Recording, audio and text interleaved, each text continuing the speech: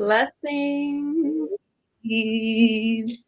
Welcome to our Sexual Alchemy webinar series. Today we are beginning with a full introduction to our sexual alchemy medicine in the series by beginning with our crown energy center. So welcome if you're here with us live.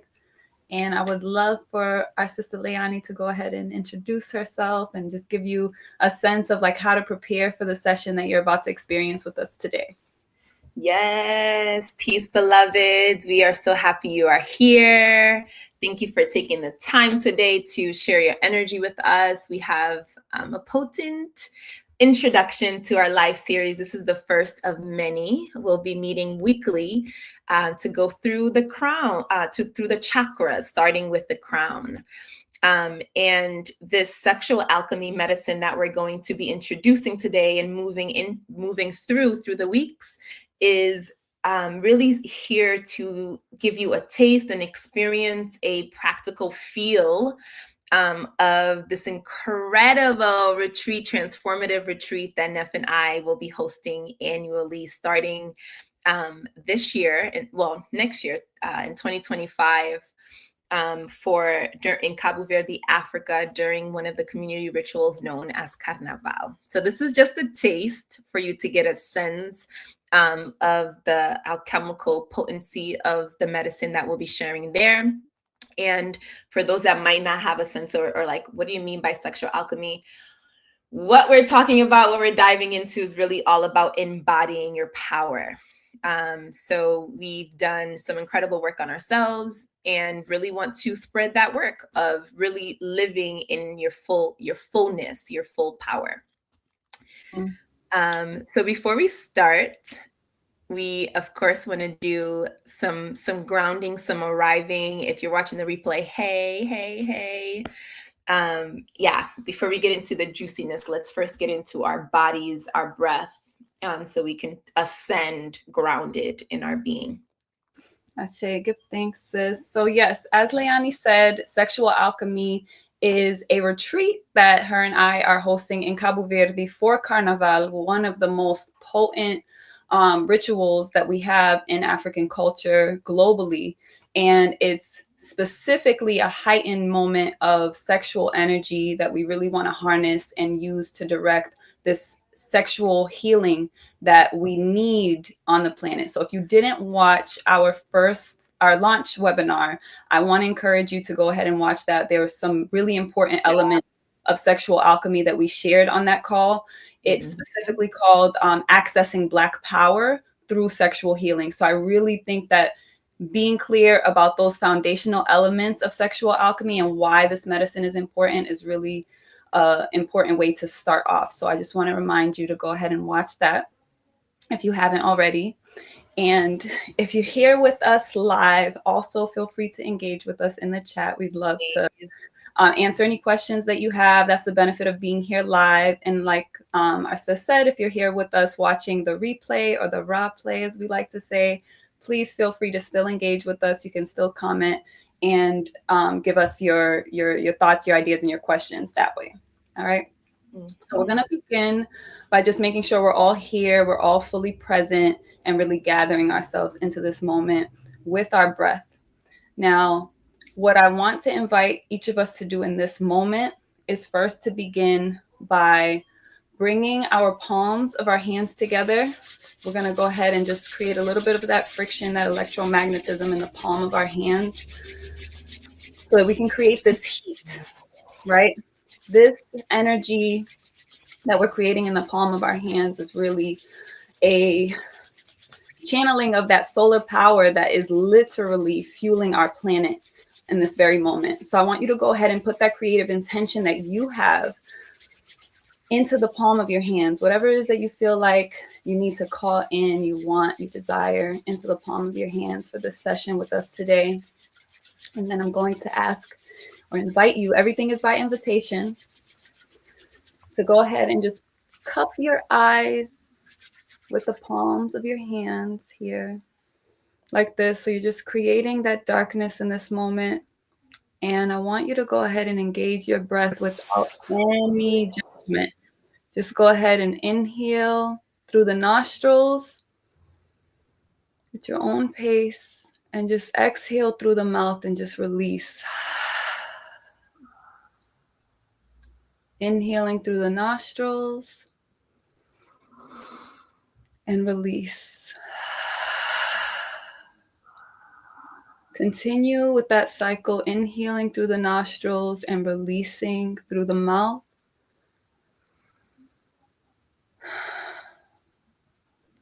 And just engage into this darkness, right? This beautiful darkness, this beautiful chaos, bringing us back to where we were when we were in the womb. Reminding us that we're always in this darkness. It also allows us to give gratitude for this beautiful solar power energy that gives us this illusion of light and this balance of day and night, and honoring the pure potential that's in this eternal darkness that we go to every night when we go to sleep. We're going to go ahead and take one more deep inhale and a final exhale through the mouth. And I invite you to go ahead and put your hands back down, and I'm just going to go ahead and clear the energy for us here with the tone of the crown.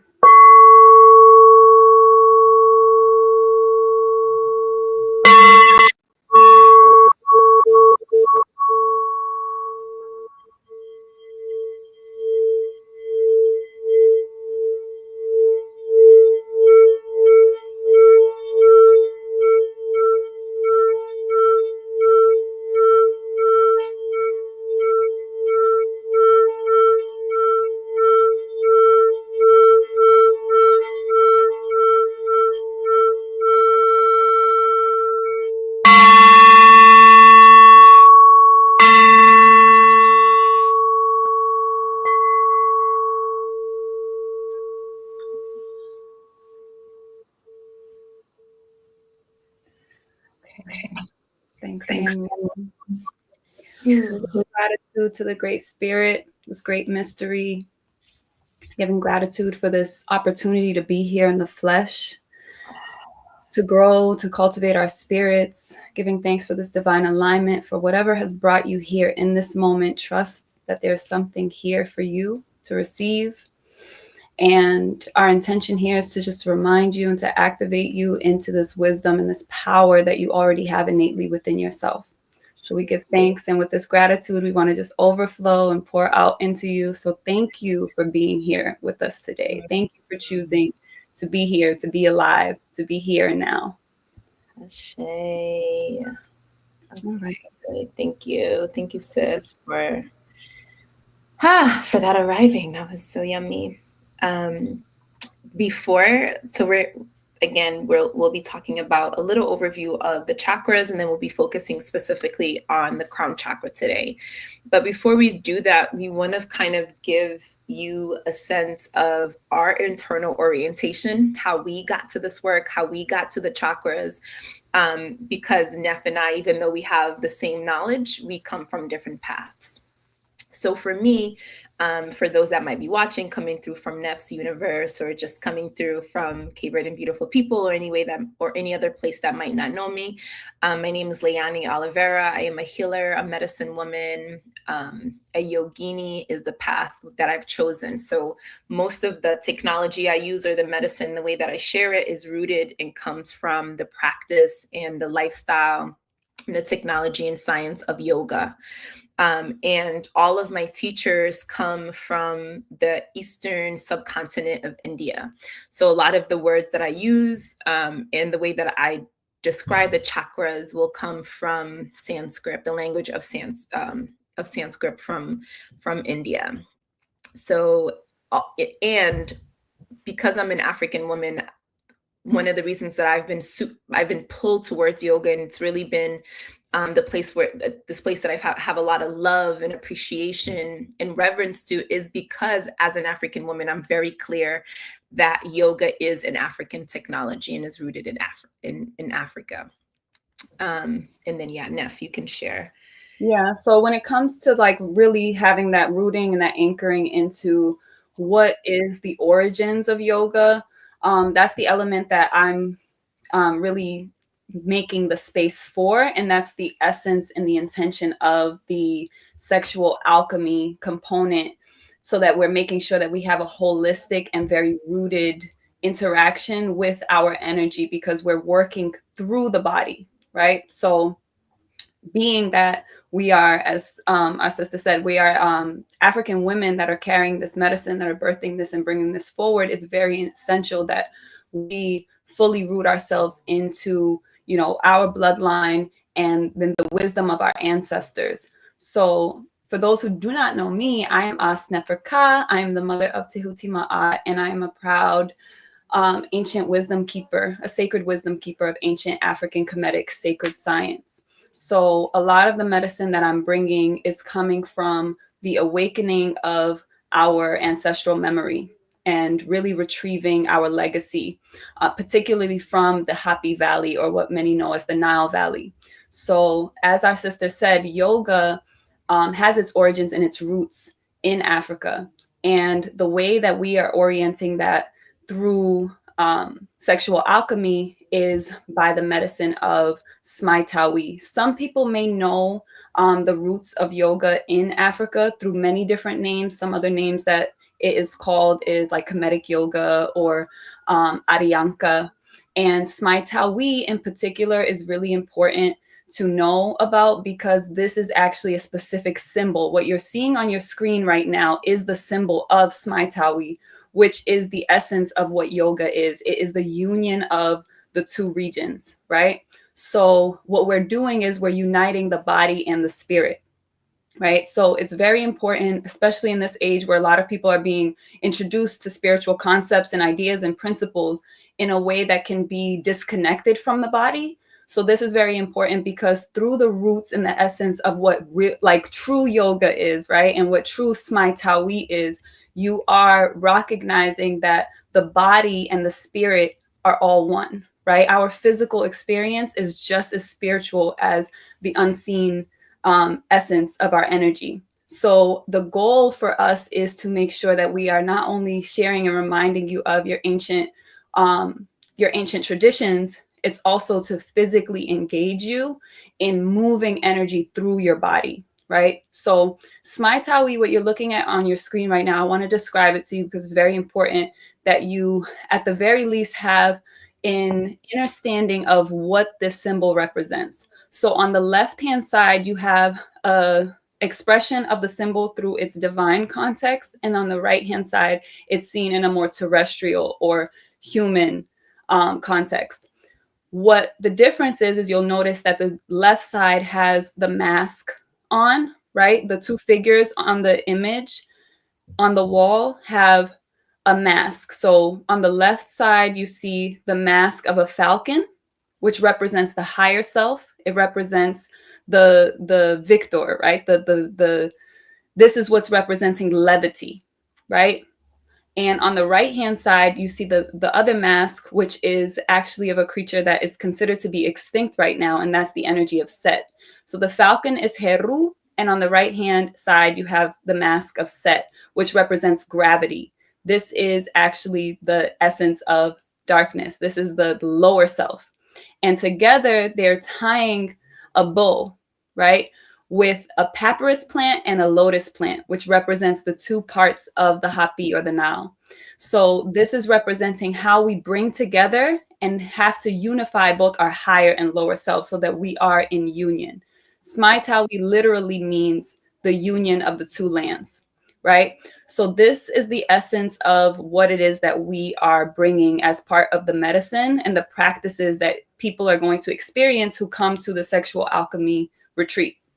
So today we're giving you a taste of what that experience is going to be like. So I want to go ahead and allow us to shift into just speaking a little bit more of like why this practice of yoga is important. Even for myself, before I was oriented into the Kemetic science through Smai Tawif by my spiritual father, Baba Het-Heru, I began my healing journey through the practice of the Eastern tradition of yoga, you know, through the Indian interpretation of this medicine. So you can see on your screen some of the images that you can see clearly from the African, from the temple walls, different papyrus, specifically what these postures and positions that we associate yoga with depicted in the ancient world.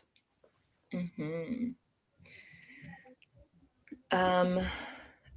Okay, so there's something I wanted to add before we go into that. I just kind of really want to highlight, emphasize, and like appreciate and glorify my sister Nef around this, like this potency of the way that we're doing Sexual Alchemy Retreat, which is like really connecting ourselves back to these ancient practices that are ours. Like, I wanted to take a moment to really like to feel that, to understand that, to like receive that, that these practices are ours. Like it's ours. It's our ancestors that cultivated them, that were in deep meditation asking, who am I? What does this universe mean? Like all these profound questions, and gave their lives to cultivate this medicine, this information for us to have in this time and age, specifically as we are entering the Aquarian age, which is a time of revolution, of change. So what are the chakras? Yeah.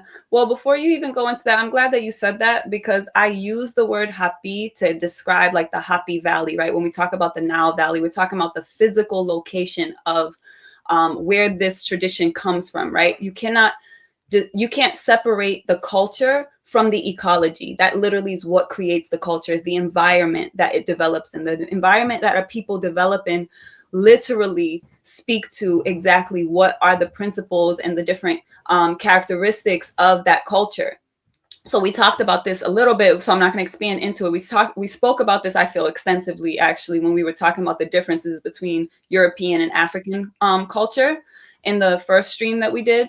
However, what I do want to emphasize, based on what you said, sis, is the Hapi, that the Nile, right? The longest river on the planet, the only one that flows from south to north, is a very significant space. And it's literally what we call today, through the Greek interpretation, Aquarius. So when we say we're in the Aquarian age, this is literally the epitome of us going back to that flow, to that current of that river, and the flow of knowledge, the flow of all of the wisdom that we gain. Because even though Hapi is the water bearer, right? Aquarius is the water bearer, but it is an air sign, and air represents knowledge, intellect, information.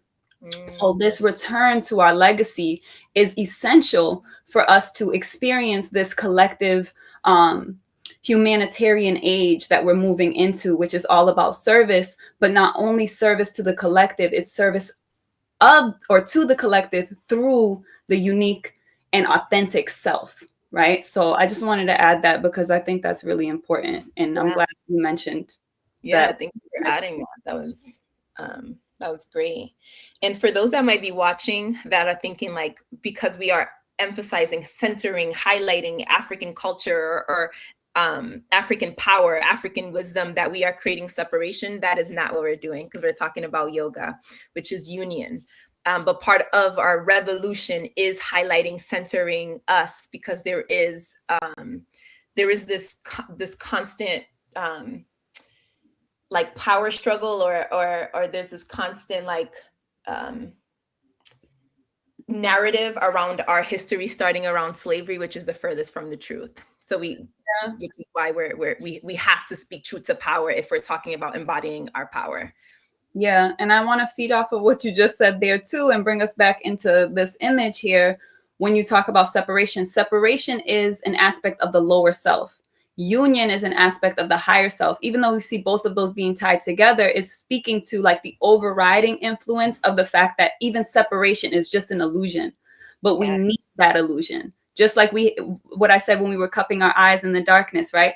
We're in an illusion of light, but we're thankful for that illusion. It's not an innately, like, it's very dichotomous, right? Which we talked about through European culture, where we've been oriented to think about things as being better or worse. And when you look at things as both and from an African context, we're looking at things as a whole being, right? But that doesn't mean that there aren't distinct aspects of that whole. So we do need separation, right? So I do think it's important that we emphasize that. It's not about removing or isolating anything. The African tradition really embodies wholeness. So it creates space for all things. Remember that Africa is the mother and father of civilization, the mother and father of humanity. So we're talking about a tradition that holds all of the other traditions within it. So there's space for everything within it. Ashe. Thank you. Okay, so let's get into the juiciness. So our sister's been saying the word chakras. Most people are familiar with chakras, and if you're not familiar with chakras, we're going to go ahead and give an overview of it. What I would love to do is make sure that we also know what the ancient word for it is, so that we can begin to exercise and practice that. It's very powerful for us to use our ancient vibrations. So the ancient language of Kemet is Meduneter, or Meduneter. It actually has a clicking sound, right? So this is part of us decolonizing our tongue. Chakra or chakras is a Sanskrit word, as our sister said, which comes from India. So when we're going into the Meduneter, we're going into an ancient vibration, right? So it does awaken something in us by just uttering that vibration, and it's very powerful. So I do want to encourage people to practice these words, and I'm trying my best to teach these words in a way where you feel comfortable exercising them. So I wanted to express that to you all, because many of you may know the Meduneter through the Greek interpretation, which is the hieroglyphs, because it is a pictorial or a symbolic language that's used, that's written in symbols, right? So the beautiful thing about that is, even if you don't have anyone to interpret the language for you, you can literally use the symbols and allow your mind's eye to interpret what it means, which is very powerful too. So don't be intimidated by the new words or the language. It's a really important part of the alchemy as well. So you want to go ahead and give people an introduction to what maybe some people here may not even know what chakras are. Yeah, can you introduce the word for chakras and Meduneter? Yes. So chakras is aritu. So aritu is a plural word. So when we're talking about all of the chakras or multiple chakras, we say aritu. When we're talking about one chakra, it's arit, right? So the U at the end is what we add in most words in Meduneter to make it a plural. So for example, the word nter. Nter is the word of the divine, of creation, right? It would be akin to God, but it's more like God and goddess, because it's one thing that holds all. Our interpretation of God is the conscious expression of creation. Usually people don't use the word goddess, but goddess is actually the unconscious, or it's what's not in existence, right? It's the great mystery. So when you're saying nter, you're speaking about the totality of everything that's in existence and not in existence. Totality of the divine. But when you say neteru, you're speaking about the different elements or different principles and forces of nature. So that's plural, neteru. Neter is just one. So when we're saying aritu, all chakras, when we say arit, it's just one chakra. Okay, great. Thank you. Okay, so let's get into what are chakras for those that might not know, and for those that do know, to just have a refresher. For me, usually when I describe chakras, I like to simplify the best way possible. And the way that I do that is obviously acknowledging that first, not first, but we are physical beings. But as physical beings, we have this energy that emanates this body, that makes this body come alive. And that energy is known as life force, as prana, chi, in certain cultures. And this is essentially the energy that is flowing through our bodies. And the way that this energy, that our spirit is flowing through our bodies, it's similar to the way that blood flows through our bodies. There's these channels, right? These veins in our subtle body, that this life force is flowing through. Now, this energy is flowing through these veins, these channels, and they accumulate. they cross paths in many times in specific parts of the body, and in these specific parts are seen as vortexes or wheel, which is what chakra means in Sanskrit, wheel. And these wheels are vortexes of energy. So if as a medicine woman, the state of your chakra will tell me exactly the state of whatever section or part of your life that this chakra is connected to. There are 7 main chakras, energy centers, main centers, but there are thousands of others that usually aren't focused on, but are there and could be used and integrated in your medicine as you continue to advance and grow and learn more about your body. The 7 chakras start at the top, which is where we're starting today, at our crown. And the way to locate that is just by getting your thumb, putting it by your ear, and then bringing your index finger on top of your head. And where it meets is where the crown chakra is. That's the 7 chakra. Then we have the third eye, we have the throat, we have the heart, solar plexus, sacral, and then root chakra, which we will be going through during the rest of the weeks, which we ask you to tune in for, because each chakra is connected or has like themes which then manifest physically in your life. So going through all 7 chakras will really give you a clear understanding about like what is the state of your chakra, which then gives you what is the state of the habits, the lifestyle, the patterns that I'm in as a human being. Every chakra is connected to a physical part of your body, organs, psychological manifestations, emotional, spiritual, energetic characteristics. So these are really important. These energy centers are really important to be in relationship with, in conversation with, and really in constant check-in with, if you want to live a harmonious life, embodying your power and in alignment with who you came to be on this earth as a spirit. Yeah, and to add to that, what I would love to say is, like, when we're thinking about these aritu, so in sexual alchemy, right? So part of the retreat experience is actually the sexual alchemy classes. So it's going to be beautiful. We're going to literally be right on the ocean. We're going to be on the Atlantic Ocean, in a beautiful pyramid shaped setting, which is going to be so beautiful, where we're going to actually present the sexual alchemy classes.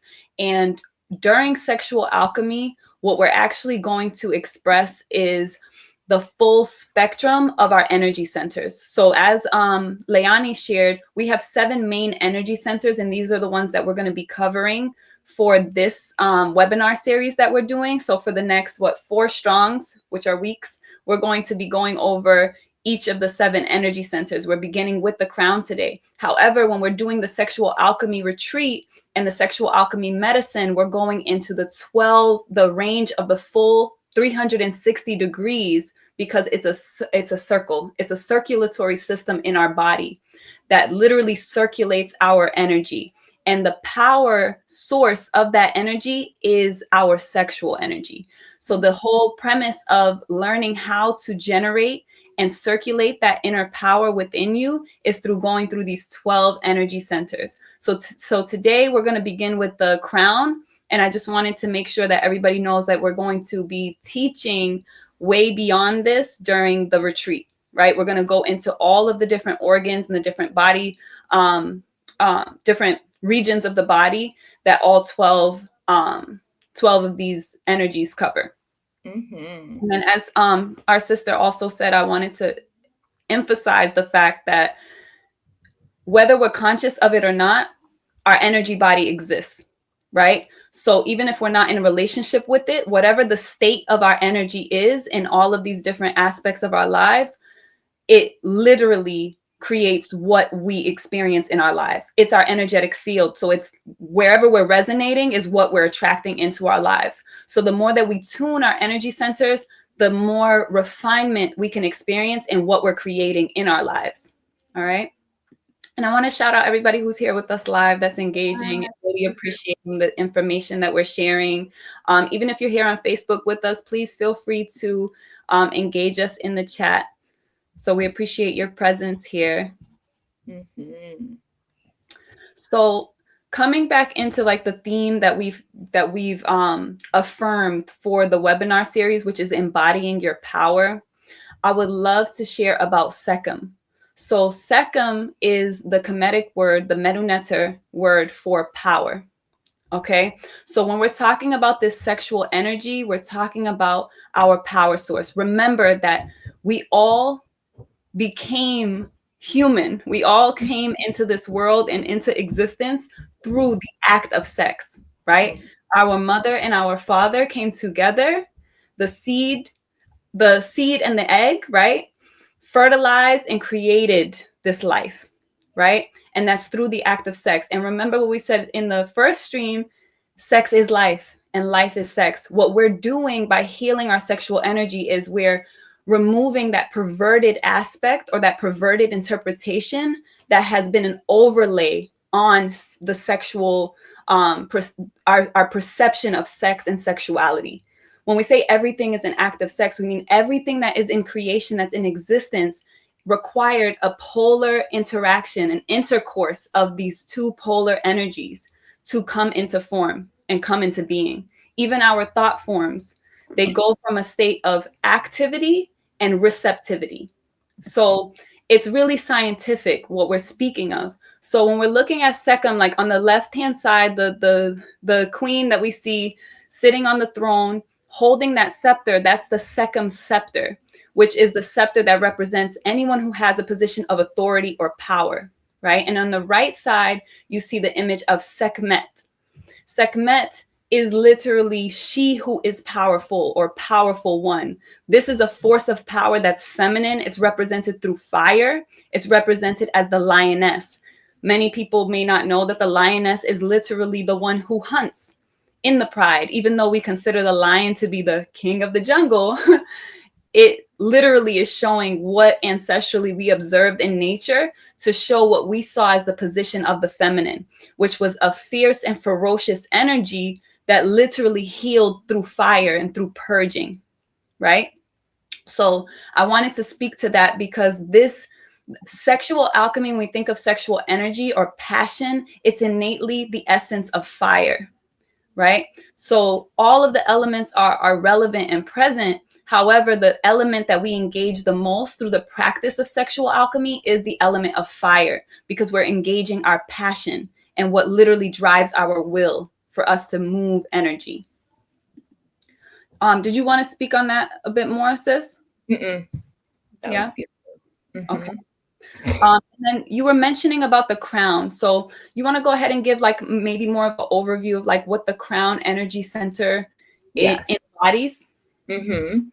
So the crown chakra. The crown chakra in Sanskrit is Sahasrara, which means the 1,000-petaled petaled lotus. And this is for those who has had a baby or been around a baby, it's exactly where the spirit comes into the physical body fully. So when a baby is first born, that part of the skull is still soft, and it remains soft for some time until the spirit fully comes into the body, and then it closes. The themes to think about when you're connecting to this chakra or seeing it and connecting into your life is spirituality, right? Because the crown chakra connects you to the greater beyond, what is above, the etheric world, the spiritual world, what is above, the realm in which the spirit comes from. So it's thinking about spirituality, enlightenment, connection to your higher self that Nef had talked about when we're thinking about the ego versus the higher self. This specific energy center is the more it's purified, balanced, and harmony, the more you are in alignment and connection with your higher self, which then means the God, creator, creatress. Some other things to think about and to like consider when you're thinking about your state is your faith, how much in surrender you are, and even how much of the wisdom of your higher self that you're actually embodying, speaking out into the world. This part of when this chakra, when the crown chakra is open, it's balanced, it's in harmony, people will usually feel very insightful because they're really receiving from source all this wisdom, either from their past life or wisdom that is beyond them, right, beyond their conscious understanding. The crown chakra is all about consciousness. The theme, the element of it is consciousness. What is the state of your consciousness in connection with God, with Goddess, with creator source, but also with this higher version of yourself. And when the chakra is imbalanced, a lot of times it will show up as, because it's connected to the organ of the brain, the pituitary gland, people will often experience either depression, things like psychosis, like mental imbalances of perception. And one thing that I want to highlight is when the crown chakra is balanced, there is this experience of oneness that just naturally flows, and you just understand, because of what Sis had mentioned earlier around the higher self versus the ego, right? The unification of both, because most of the time, the way that the consciousness on this planet has been operating for centuries, not because that's our natural state, but because of agendas of like power over, right, which often disconnects us to the truth of who we are and what we are here to do. The paradigm is that you operate from the ego, you operate from the personality. Like in the personality, I mean the personality of who I am right now. I am an African woman. It's all these things that I identify with. I'm from Cabo Verde. I'm so-and-so's daughter. All these elements that really make up my personality, the ego of this lifetime, which is not true to this ultimate higher version of myself, which is limitless. Like it's something I can't even conceptualize as a personality. The crown chakra is moving beyond that. It is acknowledging and having a love for who you are, right? Yes, I'm an African woman. Yes, I am 32 years old. Yes, all these things, and having an understanding in like a knowing that I am beyond that I am the spirit. So the crown chakra is moving beyond the personality, beyond the ego. So the ego is serving the spirit and it's not driving your life. So even though, yes, I understand that I am my personality is serving my spirit that is here to do way more than my personality can even understand. So when you're connected to this center, there is a joy, there's a feeling of connection, again, because it's connected to the pituitary gland that secretes different hormones. When you're in balance, there's a feeling of connection to yourself, but also the beyond. And I think the last thing I will add to that is when this part is open, because when it's unbalanced, what I've noticed with the people that I've worked with, a lot of the times people are having a disconnection to what is higher than them. They're still stuck in the personality, in the ego, in the now, that there's a disconnection to, like, is there something beyond me? Is there life beyond this life? Is there a power then higher than me? There's this internal conflict within themselves and really against life, of like, does God actually exist? Does something greater actually exist?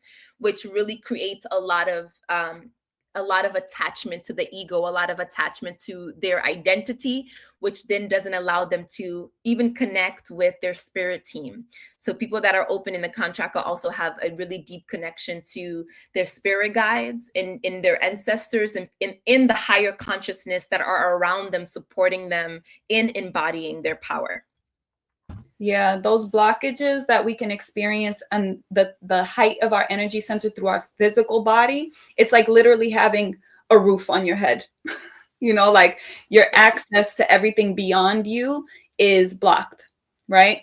So our intention is to like awaken that energy and to allow that to just be a full channel, right? Even our hair as an extension of our bodies, right? They are antennae, right? So like we have this antenna that's meant to channel and tune us to what our sister said, our consciousness, right? Where our consciousness is streaming from. One of the beautiful ways I've heard this described before is like our experience in the universe is more like experiencing the signal coming into a TV set. Like our body is like the TV set, but even if the body were to transition, right, to die, to deteriorate and return back to the earth as it does, there's still a signal. It's like if your TV breaks, that doesn't mean that the channel of the spirit, severs. So when we're talking about the crown energy center in the context of sexual alchemy through Kemetic science, the energy or the principle that governs this energy or that we embody in order to be able to awaken that connection is the principle of Ma'at, which is universal consciousness. So as our sister said, it's about this, yes, the physical world and all that is, right? So it's universal consciousness. It's the consciousness that allows us to hold all the parts, because Ma'at is wholeness. And interestingly enough, what you see on your screen, this is from the Papyrus of Ani. This was like, essentially, it comes from a book called the Pertemeru, which is the book of coming forth from night to day, right? It's literally like the birthing of the sun from night, from the darkness into the day. But what it was representing was the transition of the soul or the spirit from life to life. So once the body passes, there's a journey that it goes back into the darkness in order to come back into the light. So it's that continuum. So when you mentioned that question that many people ask, depending on where they're at in their crown energy center, it's about what's beyond this? Does anything exist beyond this? And when we question that, there's no accountability of what we do. And one of the things about Ma'at that's very important, and all of Kemetic science that's very important, is every principle, every energy has a complementary energy. So you'll see at the center of the screen, literally there's a figure with the mask of a bird, an ibis bird with a long beak. And that is Tehuti or Tehuti.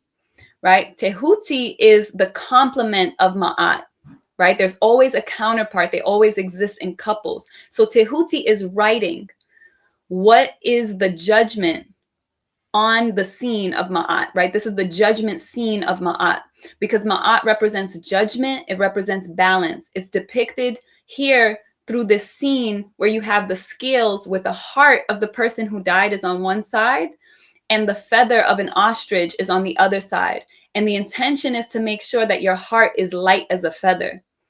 The reason why this is an important aspect of our universal consciousness is because when our heart is heavy, it weighs us down.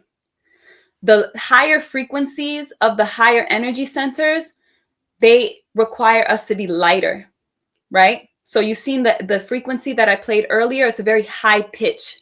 So when we tune ourselves to the higher Aritu, the higher energy centers, they have a higher tone. So they require us to be lighter. So these are associated more with feminine traits.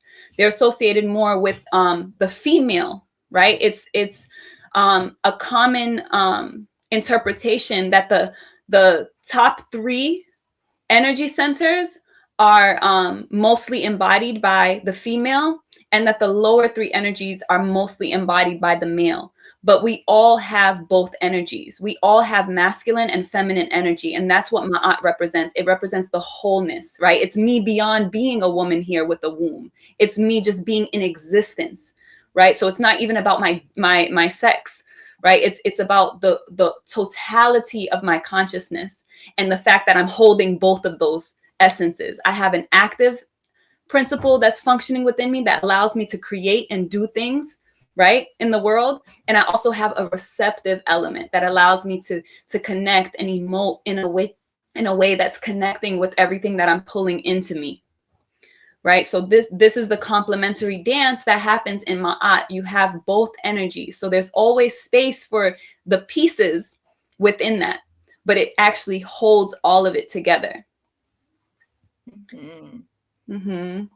And essentially, when we're talking about working our way from the top energy center, right? When we're talking about the arit of the crown, which we're saying is governed by Ma'at, there's, in sexual alchemy, there's literally an aspect of chemistry, right? The literal chemical interactions of the body that we become aware of in this practice, right? So when we're doing the sexual alchemy practice, we're becoming aware of, and I remember you mentioned this earlier, sister, like the liquids that are secreted in our body, right? The chemical communication that's happening in our brain when we're stimulated sexually is very important for us to understand in actually learning how to practice the sexual energy so that we're not leaking it.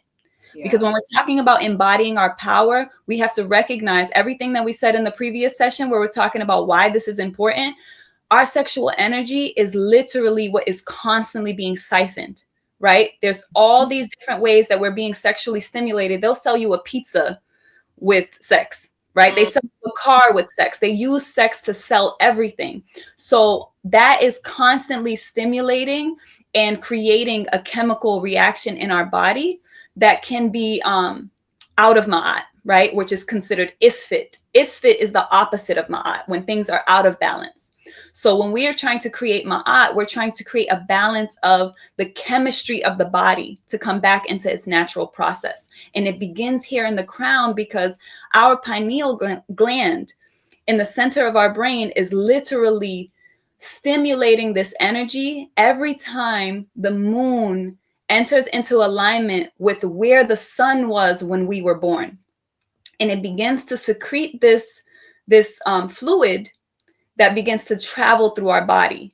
And that's why we're working our way from the top down, right? So once we can see wherever we are within the context of ma'at, right? Like what is the state of our connection to consciousness and our being, right? Then we can see how we can generate that chemistry that's happening and where we can circulate it through our body. So it'll begin to move down, and we're going to go through this each time. So this is what in the Sanskrit is called Kundalini, and in the Kemetic tradition in Medu Neter is called Wajet.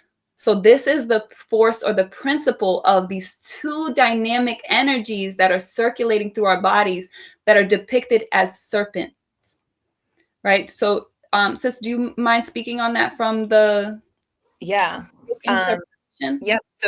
So in the specific lineage of Kundalini yoga, they see Kundalini as a coiled serpent that rests at the base of at the root chakra, at the base of the spine.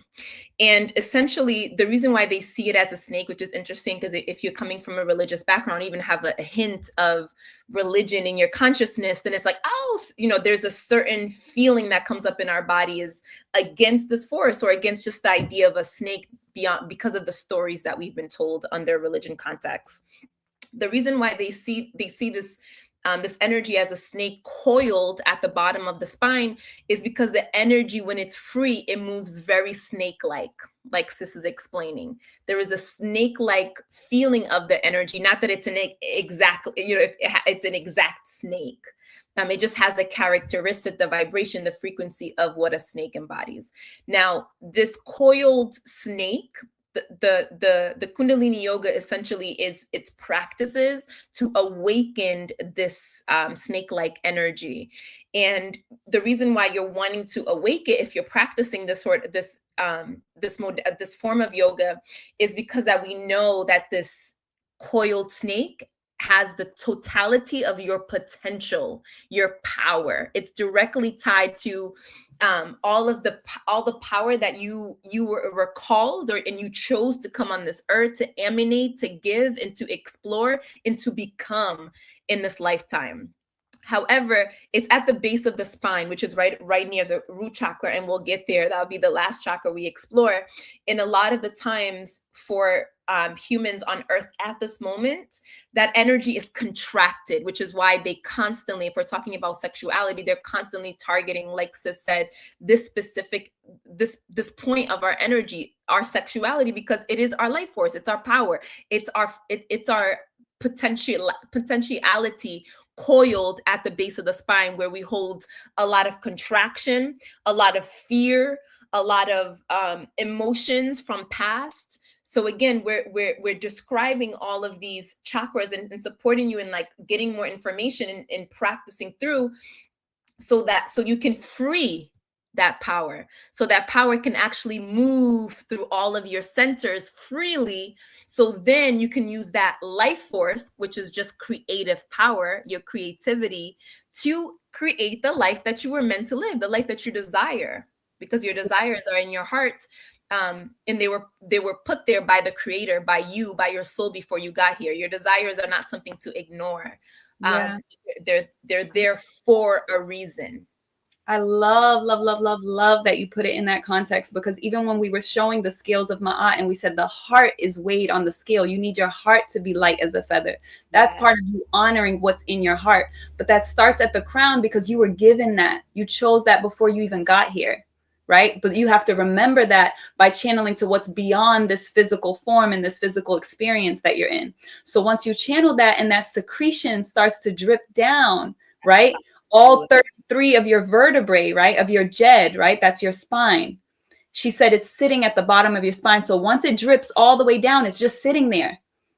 Most of us don't even know that that energy dynamic has happened, and it happens every moon cycle. That means every month we're going through this rhythm, and that energy is sitting there, and either we squander it and we release it and let it out, whether that's through the actual act of sexuality. It can even be squandered by suppressing the sexual energy. Yes.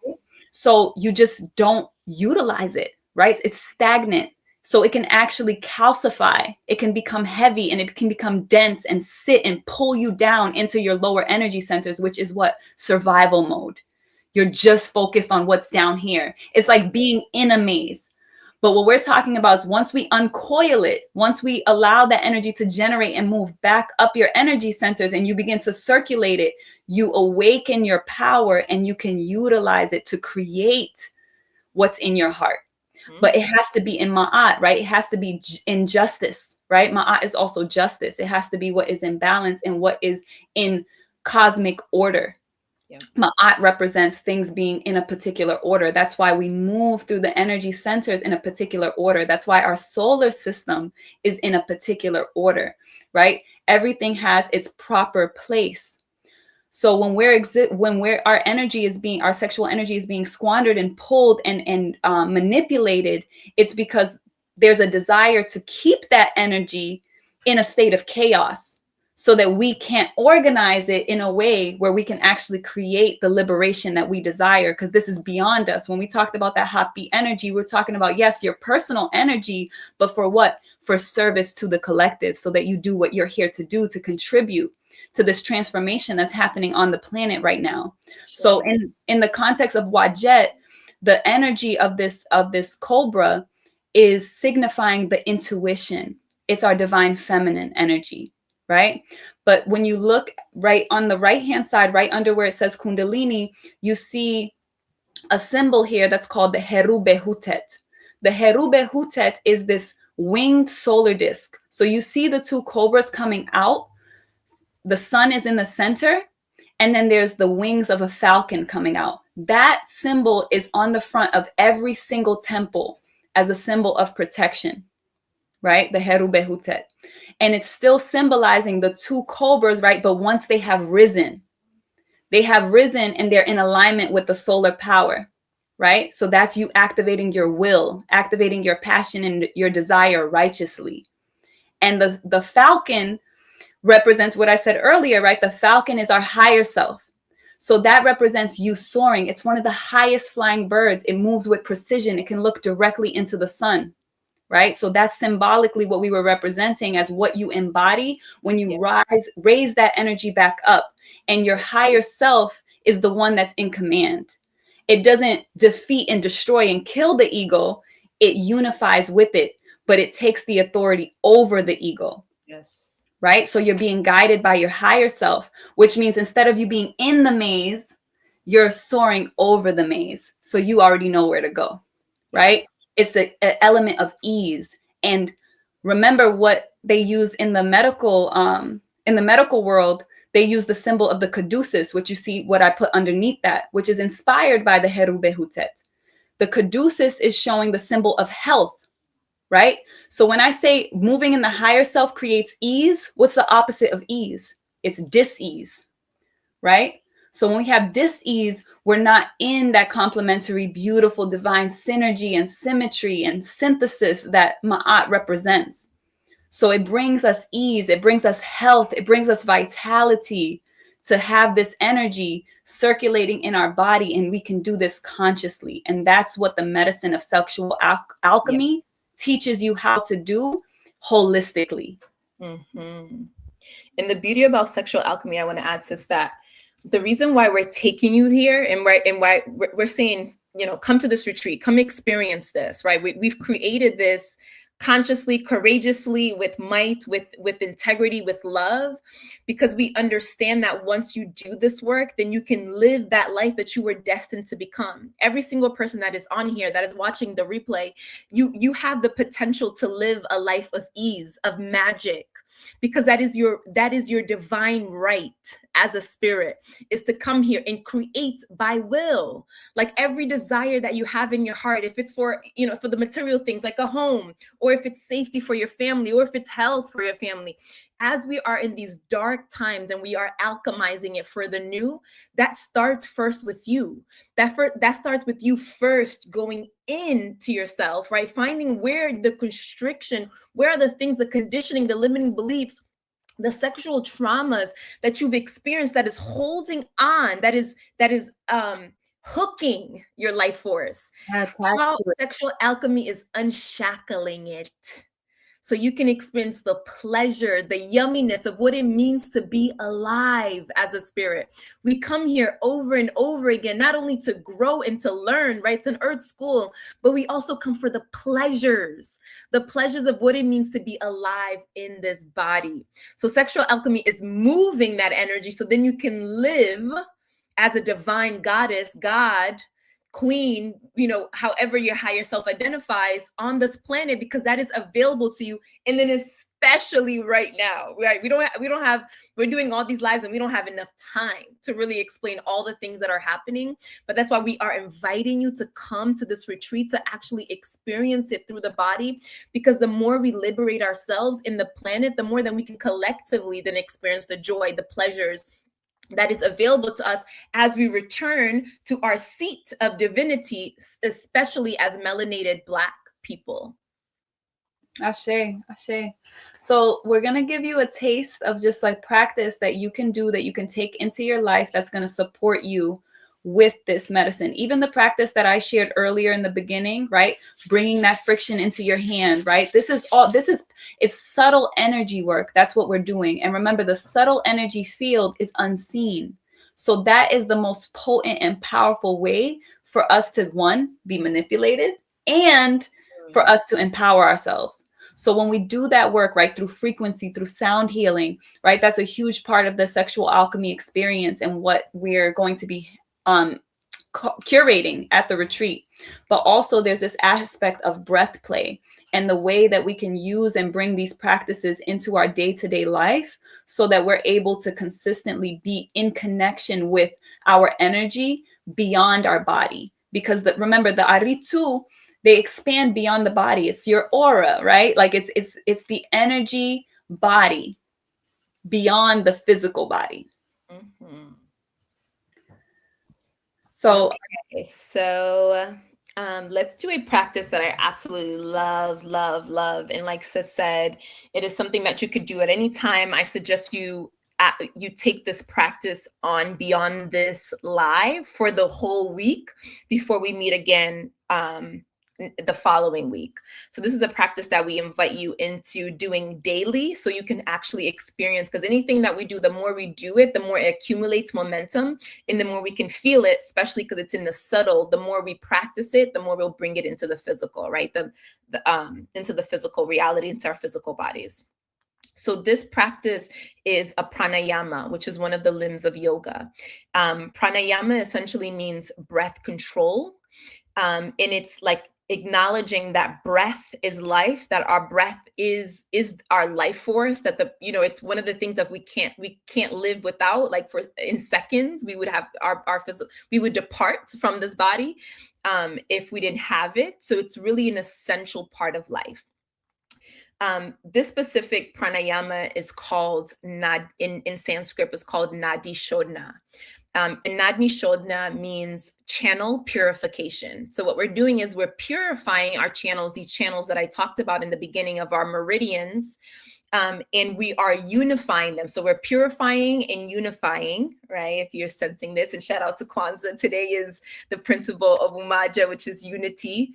So we are unifying our energies, and specifically on a physical level, we are unifying the left and the right brain, the left hemisphere and the right hemisphere, which brings us into that clear seeing, clear knowing, clear wisdom, or openness to wisdom.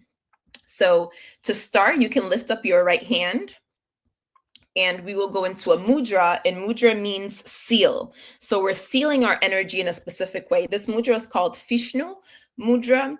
And what we'll do is we will keep the middle finger and the index finger up while bringing down our marriage finger, our pinky finger, and our thumb will stay up, and we'll bring the index finger and the middle finger to our third eye. So we'll be using our thumb to block one nostril and our ring finger to block the other. This breath is also known as alternate nostril breathing. So that's what we'll be doing. We'll be alternating, inhaling from one side, holding, and then exhaling from the other side, and then holding. And I will cue us as we're doing this. If you have any questions, please put them in the chat. I hope that's clear. So first, we'll just tune in. So bringing our attention inward, closing our eyes if that's available to you, or I invite you to just lower your gaze. And breathe through both nostrils while holding the mudra, just to notice maybe which nostril you're breathing more from.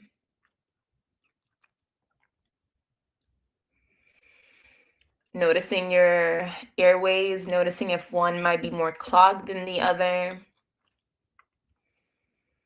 This is your before state, before the practice, before the pranayama.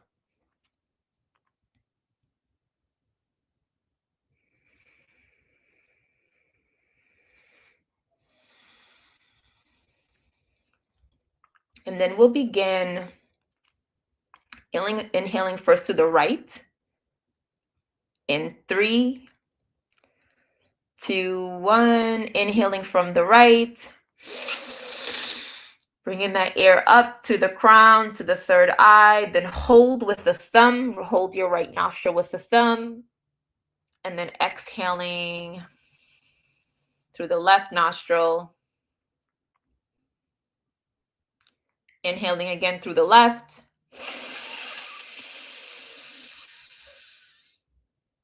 Hold. Exhale to the right.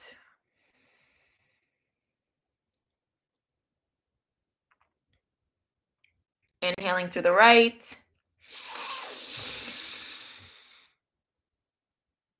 Hold. And releasing and exhaling through the left.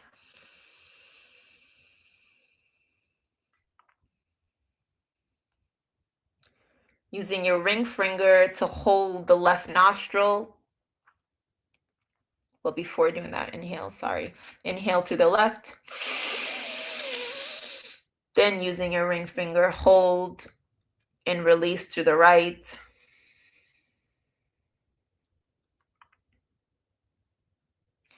And continuing that pattern on your own, in your own rhythm. Breathing into the right, bringing in that breath all the way to where your fingers holding your third eye up to your crown. Hold your nostril and then release to the other side.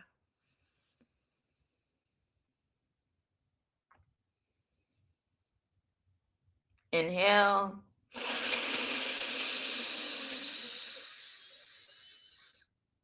Hold. Exhale.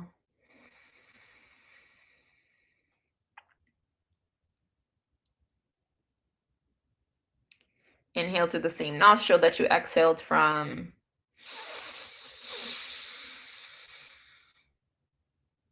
Then on your next exhale, relaxing all the muscles in the body. So anywhere that you might be holding tension, just softening the breath, softening into the breath, into the harmonization of the breath.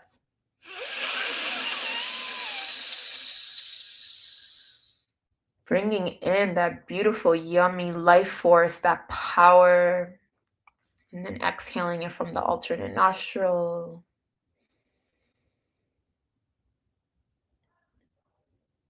Inhaling again.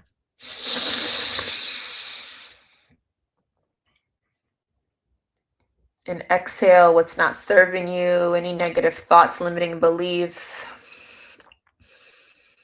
anything that's stopping you from allowing yourself to connect to your crown chakra, connecting to your divinity, your power. And then inhale, seeing that life force move up to where your finger are, your third eye, and then moving through your brain, cycling through your brain, giving the brain the nourishment that it needs, moving the oxygen, the prana, the blood flow.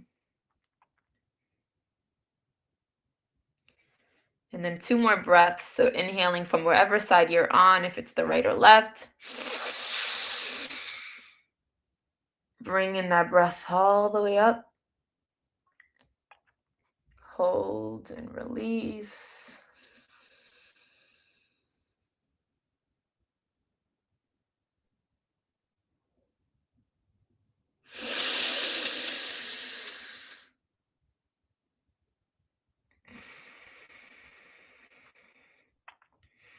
And on your next inhale, I want you to inhale all the way up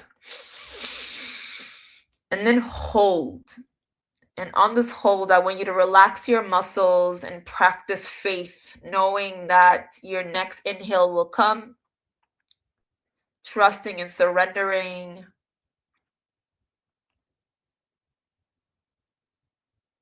Hold for 5, 4, 3, 2, 1. And then you can release the mudra. So slowly let the hand come down by your knees.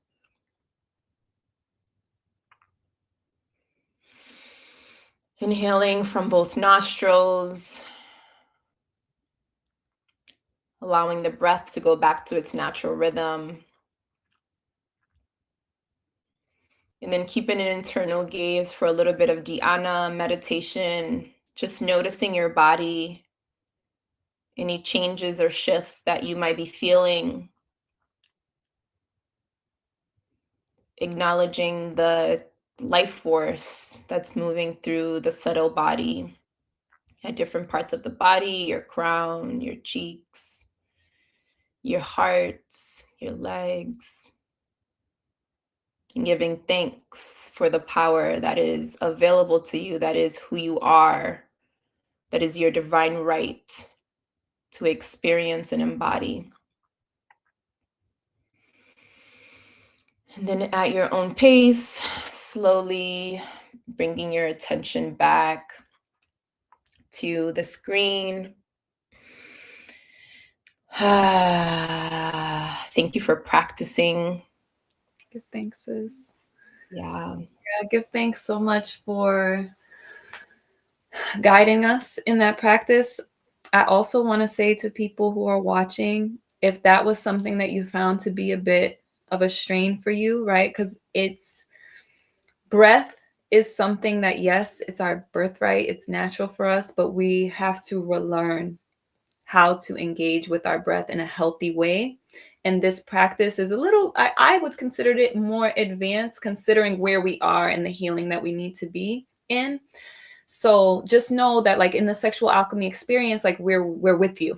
It's a physical experience. You're physically with us, and we're going to support you in that process to make sure that you know exactly what you're doing, how to do it, right? If Leyanne is leading a session in a practice, I'm going to be with you, supporting you. If I'm leading a practice, Leyanne is going to be there guiding and supporting you in action, right? So I wanted to share that. And then just know that what we just did was literally balance our sympathetic and our parasympathetic nervous system. Yes. So we literally just brought our energy into balance by balancing the two hemispheres of our brain in such a simple practice, you know? So that act of like us engaging with our nervous system in a way that can create ease and allow us to connect our energy to our source, you know, everything we just talked about in the crown energy, that's exactly what this practice supports you in. So I hope that you see the value of this practice and that you bring this into your life when you need it, whenever you feel anxiety or stress, overwhelm, overly mentally stimulated. This is a very, very powerful medicine to support you in that.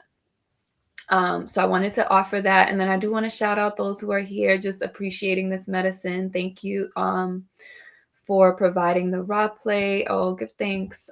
Gratitude for the info. Godson Lopes says this is very intriguing. He really enjoyed the practice. Necessity, and has a question. So are we able to engage in this question, sis? Can we touch on it? I think so. I think let's first maybe just keep on the wave of like, I before we answer questions, and we'll open up to more questions. I think if anyone else is watching, or even if it's a replay, ask the questions. We'll be revisiting this video. So if there's any other questions that we don't catch on the live, we'll make sure to answer. So before we go into the question, which we'll do at the end, thank you, brother, for being on with us and asking that very important question, which we will get to. So please stay with us. We'll get there. Please let us know how that practice was for you, and what you felt in your body. We're always curious because we are different beings, and you know, living in these bodies, and our bodies are so unique to us. We experience it differently. So please let us know how that was for you and what you experienced in your body.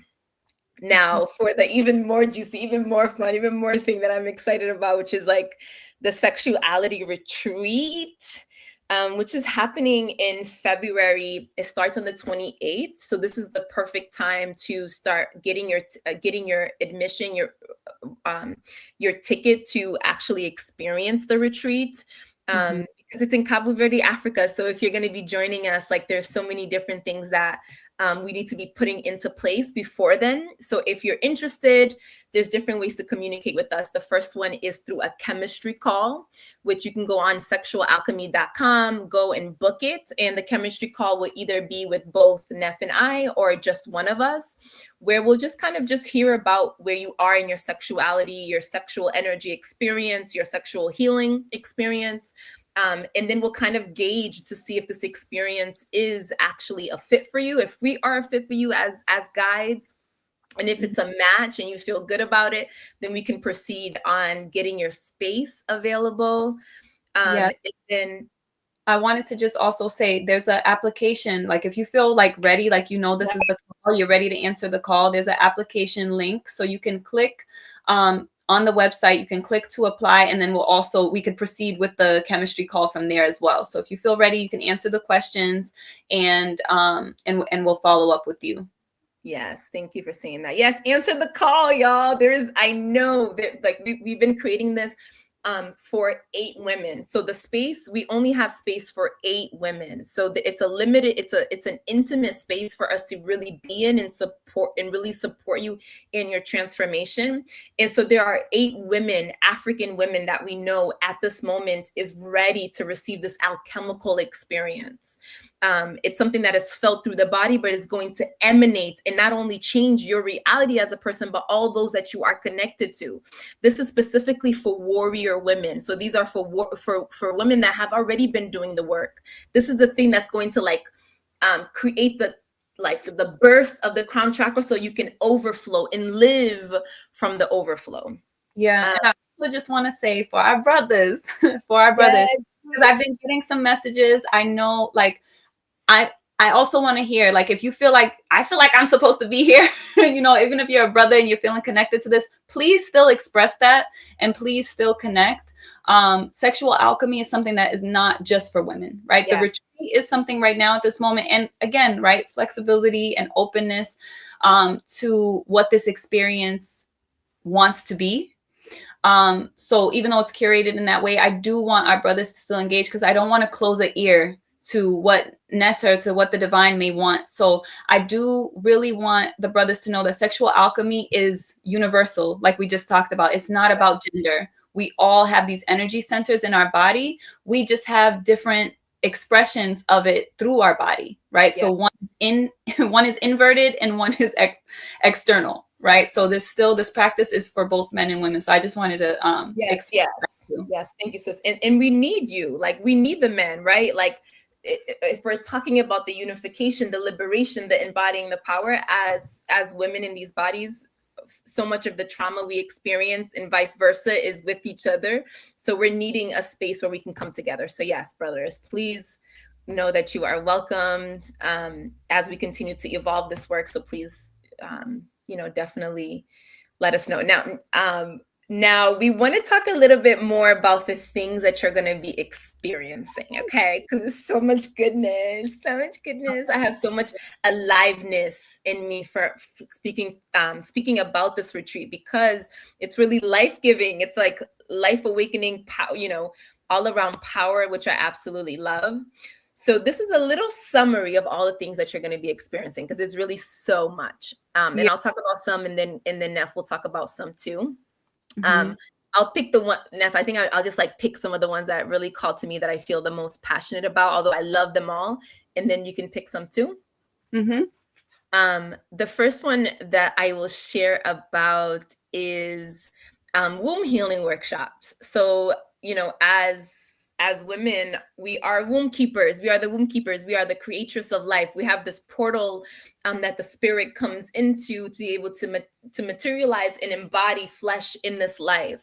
And we have to give honor to that. We have different womb healing workshops that we'll be doing, supporting you with that release, that purification, in that healing, which is also part of your sacral chakra, which we'll talk about, your sacral energy center. So we'll be doing many workshops to really support you in nourishing, really purifying this energy space, this creative space, this sensual space for us.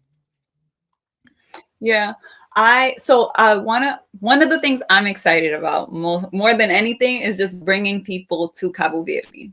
So I know that a lot of the people who are going to be joining us for this retreat have probably never been to Cabo Verde, even if you have, you know, it's part of your lineage. So I am really excited about bringing people home. I think specifically for those of us who know that we have African roots, we know that, like we covered this in the last session, right? Cabo Verde is such a significant location for the diaspora and for the unification of the diaspora, which is part of our prophecy. And the things that we're sharing, this knowledge from the ancient world, is the prophecy of the unification of Africa and the children of Africa that are spread throughout the planet.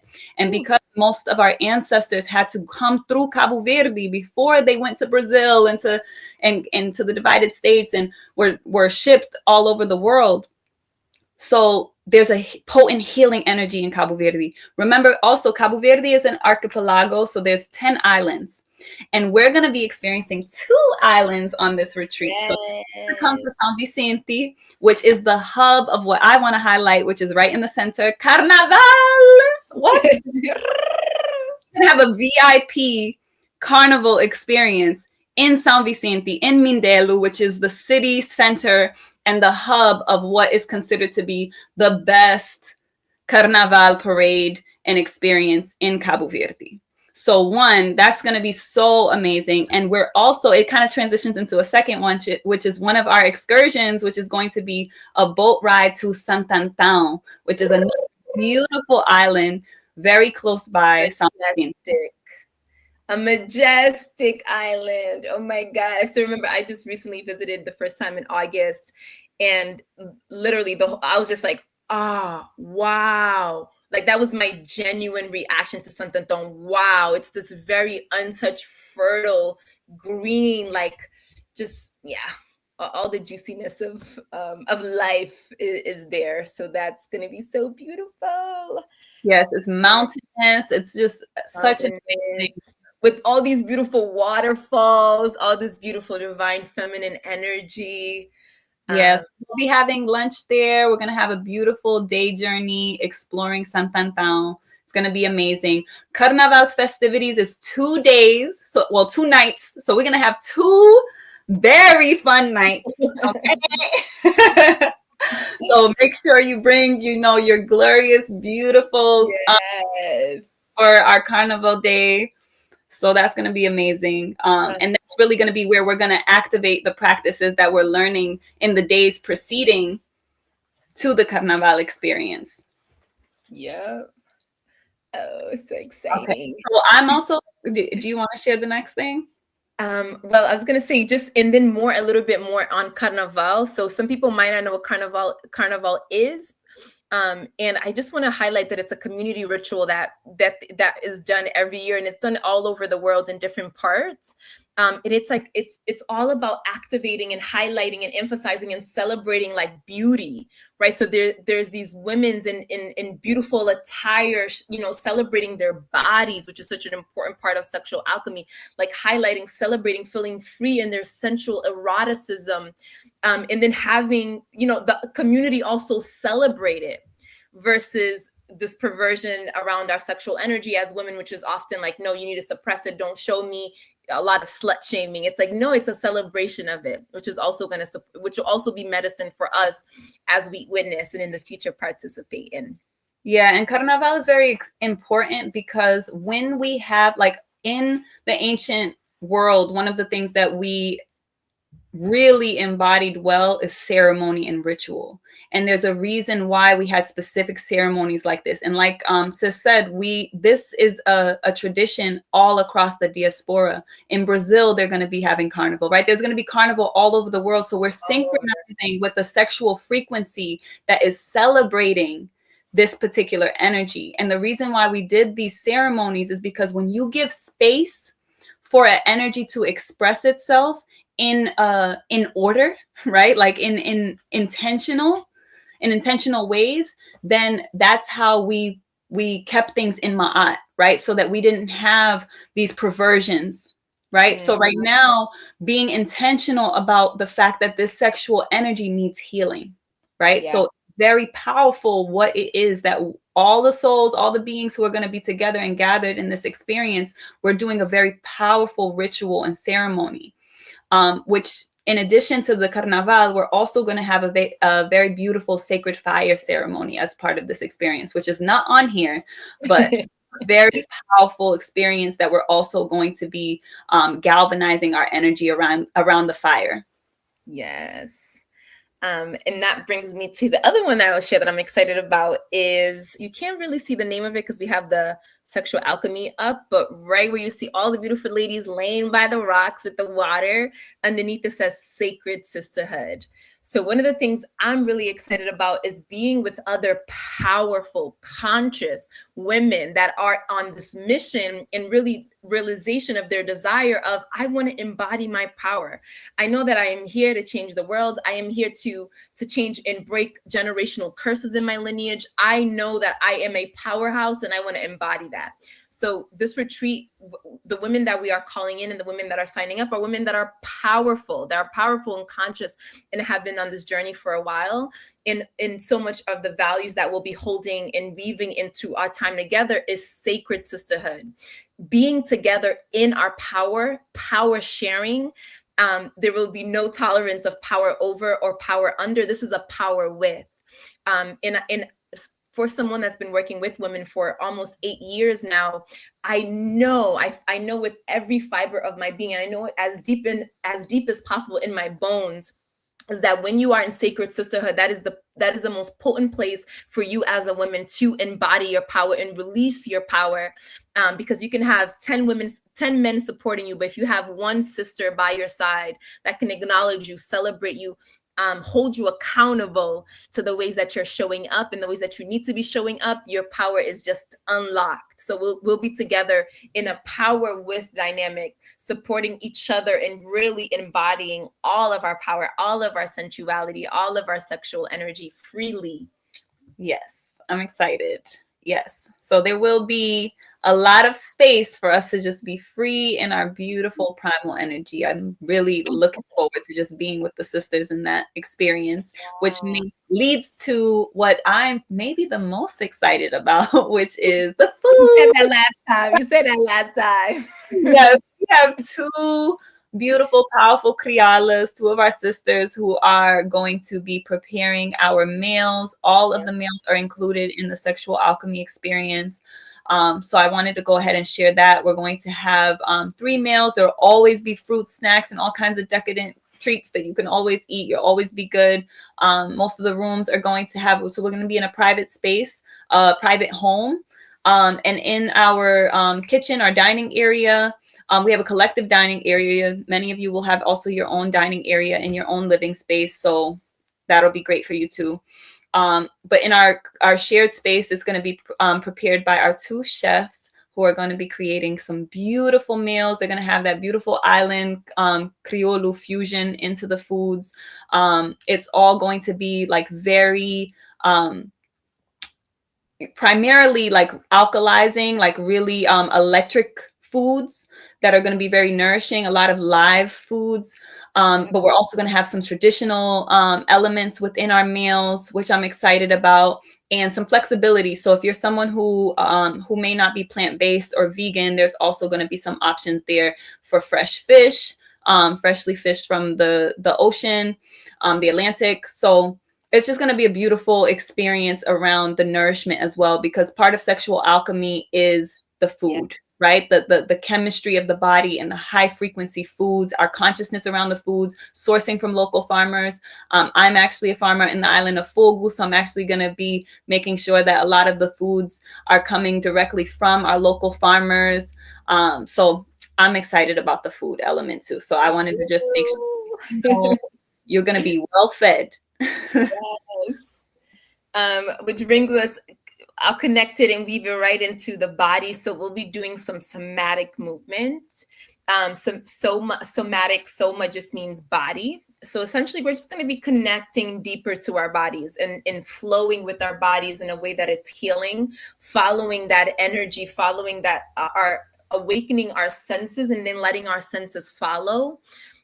In moving, right? Shaking, releasing and purifying. So and just to like kind of give us a little bit of like the flow of the medicine, is the beginning part of the ritual. We'll be doing a lot of like going into the trauma. So acknowledging the darkness. So we're purifying.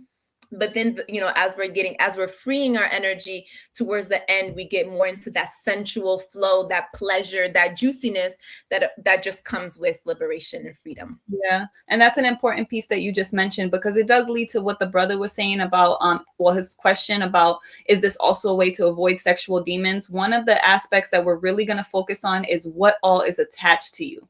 And that's what people consider to be demons. But these entities, they can also be thought forms, belief systems, things that are really attached to you that are creating density and holding you down. So we're going to do a lot of that, what people consider shadow work. I like to call it shadow play, right? We're going into the darkness and we're going to really make sure that we go and we pull in and we make sure that you know what is yours and what is not, and how to actually use that energy as fuel and recognize why you attracted it to begin with. So it's radical accountability around what all you have in your energy field, because even though it's separate, that is an illusion, right? So what we're actually doing is we're swallowing it, we're digesting it, right? So that we can fully receive and trust, right? It's about deep trust of every experience we've had in our lives, including our trauma.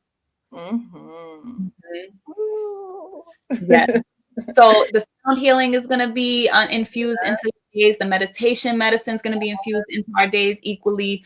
And there are 2 days specifically where we're going to have our sexual alchemy classes presented, which is going to be very powerful. So we're going to have your journals. You're going to have a beautiful gift bag full of all kinds of amazing treats that you get to take with you. So yeah, it's going to be a really beautiful experience as we're there collectively. So I don't know if there's any other elements you want to share, sis. I do want to let people know, like, if you're interested in coming for this journey, it's very important that you move on the call sooner than later, because Yes. we want to make sure that you get your flights together and everything. So the flights are not included in the trip. We can also support you in planning your journey. So we're here fully to be fully present with you in the process. So all of that, the sooner the better. You know, the experience that you have, booking everything, like, we want to be fully present with you, and we're fully in support of just making sure all your questions are answered. You know exactly what it is that you need.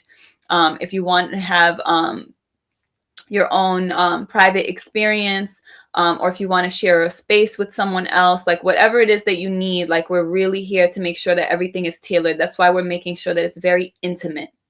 This is going to be a life-changing experience. Changing. This is going to be transformational, like, quite literally. Just the space itself that we're bringing you into, like, the experience itself within yourself is powerful. Not to mention all the beautiful experiences. We're literally going to go swimming with turtles. I know. So I'm excited about that, because we're going to take you. And if that's something that you feel scared about, we're going to work through all of that. It's going to be a beautiful experience on so many different dimensions, but very much the physical experience of all the places that the beauty that we're going to take you to physically experience, from the Carnival experience and seeing all of that beauty on display, the turtles, being in the ocean, just the beauty of being on the ocean, the beautiful colors, the island journeys. It's all going to be so sensually stimulating. So I'm excited. I'm excited. And I just want to add a little bit more on the turtle. Like, we're going to be swimming with turtles. I know I'm super excited. I've never done before. There is some fear, you know, and that's what we're working through. We trust us, please. And I know trust sometimes can be gained. So please contact us so we can be more in connection and relationship to build that trust. But trust us that we're placing that experience at the right place after we've done some work, so it could be more easeful for you to surrender to that experience. And then it's like turtles, right? So if I think about yoga, yoga is earth-based, which is why I love it so much. It honors the earth, it honors the animals, and the turtle has such a beautiful medicine energy, of grace, of slowness, that is so important for healing, right? Trauma is too fast, too soon. So to heal, there is a slowness, there's a titration that is necessary for you to see, acknowledge, process, and release. And just be, and you're not even having to do all that work. You're just going to experience the turtle, and that turtle itself, the medicine of slowness. You can just breathe it in, experience it, and literally allow us to support you through the integration of that energy. So there is so much goodness. Like, I don't know how anyone can say no to this. Like, I don't know. I really don't. Of contraction. Like, the turtle has its shell, right? It's the safety. What we're really creating when you're embodying your power is this sense of deep security, right? The turtle always has its shell, right, to contract into. So there's an essence of that that's like, it's literally, the turtle is literally the embodiment of what the experience is alchemizing you into, right? Which is this gentle, beautiful, dynamic spirit. Because remember, the turtles can also, they move on land and they also exist in the water, right? So it's that connection between our physical experience and our emotional experience, and really being able to fully synergize that experience. So yes, the turtles are going to be so beautiful. So beautiful. So y'all apply. Apply, right? Go on sexualalchemy.com, apply, and then also, like, book your chemistry call. I would love to talk to you, to be able to work through anything, any hesitations that might be coming up. We would love to connect, and hear from you and work through it. And yeah, so I think now we can get to answer some questions, since I know you kind of answered it, but if there's any other questions that you have right now, please put them there. Yeah. And then also, if you want to just email us, if you want, like, we have the chemistry call, you can book specifically on the calendar for the time you're available, and we'll connect with you via Zoom. But also, if you want to send us an email, if you're watching the raw play and you have, a personal story, personal thing you want to share, feel free to send us an email. Both Leyanne and I will be in tune and making sure that we're checking in to see what exactly you all need from us in this process. And then, yes, we can come into our brother's question. There was also another comment. He also said, I commend y'all ladies' knowledge in regards to our lineage and culture. Shay. Okay. And yeah, and he said, sign me up. Okay, go ahead and apply, and we'll be in touch. And I'm assuming, I don't know if I should even assume that this is a brother, to be honest with you. It does say son though. He said his name says Godson. So do you want to speak on his question before we close out? Also, if anyone else has any questions, if you're here with us live, please drop it in right away, because we're going to prepare to close out the stream. Did you want to put the first question before that one? I know you briefly talked a little bit about it. You can kind of emphasize again after the question. But I think that was the question. My bad. My fault. Yes. So this is the first question. So the question is this also a way to avoid sexual demons? My input on it is we don't want to avoid anything. Part of the healing is actually acknowledging. So like Sis said, it's acknowledging, why are there entities around your field or attached to you that is like invoking you to act in ways that are not integrity with your spirit, that is not for the well-being of your sexual energy. So it's more about acknowledging it, and then we would be creating a space for you to face it. So you can, because the thing about demons are, demons have no power, right? And we can be talking about specifically like an entity outside of you, right? A separation, how we most of the time see it. But demons don't have any power. The only power that they use are the powers that we give them. So if there is a demon that is attached to you, that is working through you, there is a power that you are giving to it. There is a place of sensitivity, of weakness, of trauma that it is feeding off, and then you are the one giving it. So we just have to starve it. We have to acknowledge it, starve it, and then take the power back, which is why embodying your power. We're just taking our power back from all the places where we placed it or giving it to. Yeah. Yeah. And I want to say that demons are a parasitic force. So when we go into the sexual alchemy classes, that's one of the things that you're going to learn about specifically, because this is a sacred science. In the ancient world, this was considered the mystery system, because not everyone was initiated into this sacred art of sexual alchemy, right? So there's a lot of knowledge that also supports in knowing what is happening beyond the veil, so that you are aware of it. So it's not that you would avoid these entities, because they're always here, right? Like, we're moving through the world constantly through all these forces and energies that we do not see. So they won't be able to attach themselves to us. When we're practicing sexual alchemy, our frequency is so nothing can attach to you if you are full in yourself. Things attach to you when you are escaping yourself and when you're giving access to you, which is why, as Sis said, we have to make sure whatever's tethered to you, that we address those voids and those wounds, so that you can fully fill that space within yourself. Yes. And when that space is full, nothing can fill it for you, right? Mm-hmm. And you'll be able to see them way before they come, right? Which is why with the highlighting the crown chakra again, right? It's your ability to be connected. So you get insights way before your spirit team is like, yo, there's a shorty coming. She full of demons. Don't do it. Don't do it. And then even though you're feeling the pull and she's sensual and using her dark feminine to arouse you and bring you forward, you had already gotten the message a week ago. You're like, oh, this is shorty right here. And then you go the other way. So you have total power to be able to. I also want to say, or not. You may not go the other way. Here's the thing. What it is that you're attracting is you. Right? So the way that I see it with the sexual alchemy work is like, just because you're practicing sexual alchemy doesn't mean that you won't attract things that are what we would consider to be dangerous, right? So your engagement with it, like you have the free will to choose what it is that you want to experience. The power of the sexual alchemy is the consciousness. If you already know what that's going to be, why would you give access to your energy, the most sacred aspect of you, to something that you know is parasitic? Don't you?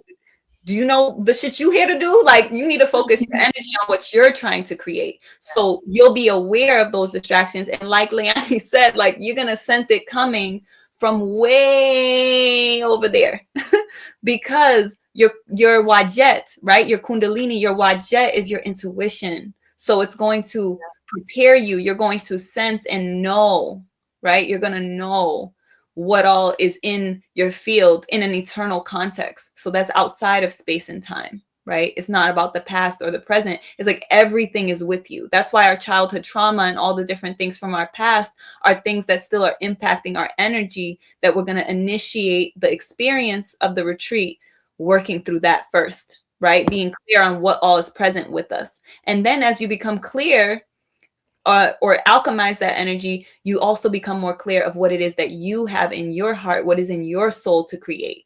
And as that begins to take up more space, there's no space for distractions. Yup.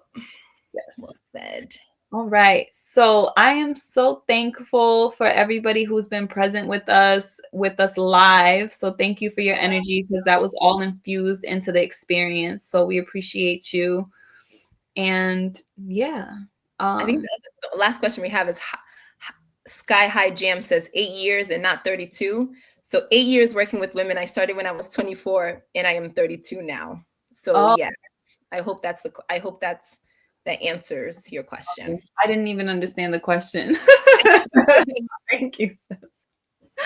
Yes, so thank you. And then let's put up this final comment. Sis, I want to express deep gratitude to you for all that you shared, for leading us in that practice, and just for your presence and your complementarity and our sistership that's infused into this medicine, and the ways that we're here to support and nourish each other. So I give thanks for your energy and everything that we've been pouring into this experience together. And I give thanks to you, sister. I give thanks for your power, for you taking us back all the way to our ancient roots in an honorable, graceful, beautiful, just really beautiful, beautiful way. Thank you for all of the knowledge, giving us the tongue, the ability to connect back and decolonize our tongue, right? By giving us these really potent words and even teaching us how to describe it. Thank you for all the things that you have done that has led you to embody your power in this way and then transmit it so beautifully to us. Thank you. Thank you. This is really fun. Everyone watching, please visit www. I don't know, nobody puts that www anymore. Sexualalkhemy.com. The link is in the description, so you can click on it. You can read all the information on the website. Reach out to us. Book your chemistry call. Fill out the application if you're interested in joining us for Carnival in Sao Vicente, on the west coast of Africa, on February 28th through March 7th. Yes, and join us next week, because we'll be going through the third eye chakra, which is it's another powerful center. Our ability to see beyond our third eye, but really our first eye, our spiritual eye. So tune in, and we'll see you next week. Yeah, that's Sunday at 7 p.m. Sunday at 7 p.m. Is there a way of signing up, sis? Is there a link for them to sign up? Or the link is not. Well, we're doing it as an open public webinar, so there's no need to actually sign up for the webinar. So you can tune in the same place that you're tuned in now, and we'll make sure that we put, so if you're on YouTube, in the community tab, we're going to put the updated dates that we have for the whole webinar series. And also, if you're tuning in on Facebook, you'll see the graphic there as well that has all of the dates for the webinar. So you'll see where we're covering each energy center. If you're not available to join us live, it's all good. You'll have the access to the recording. Okay, beautiful. Yeah, so thank you, family. Have a beautiful, blessed day. And we will see you on Sunday. See you Sunday.